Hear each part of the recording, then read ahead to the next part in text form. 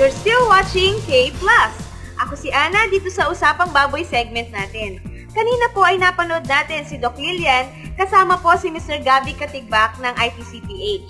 Ngayon naman po ay patuloy na tayo sa ating aralin. Sa pag-uumpisa po ng kabuhayan sa pagbababuyan, ay kilalanin po natin ang pagkukunan natin ng mga alagaing baboy. Kumuha lamang po ng inahin o barako sa mga kilalang breeder farm upang makasigurong maganda ang lahi at hindi sakitin ang ating aalagaan. May iba't ibang klase ng lahi na ginagamit base sa kanilang katangian. Unang-una po ay ang landrace.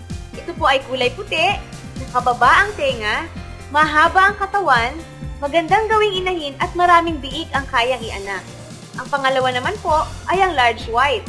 Ito rin ay kulay puti, ngunit nakatindig po ang tenga, malapad ang katawan, maganda rin pong gawing inahin at mabilis lumaki. Pangatlo po ay ang durok. Ito po ay kulay pula, ginagawang barako, mabilis lumaki at matibay laban sa stress. Pang-apat naman po ay ang P-train.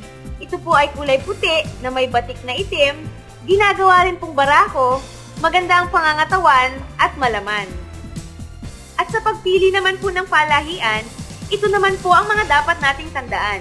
Unang-una, mahaba ang katawan at may kaunting arko ang likod.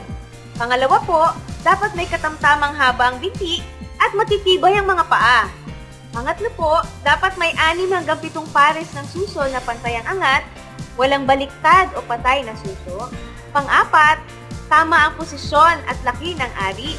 At pang-5, dapat po walang kapatid na may kapansanan gaya ng luslos, walang butas ang puwet o yung tinatawag po nating Atricia Annie at iba pa. At dyan po nagtatapos ang lesson natin para sa araw na ito. Sa mga hindi pa po nakakapag-enroll, may pagkakataon pa po kayo mag-enroll sa segment natin.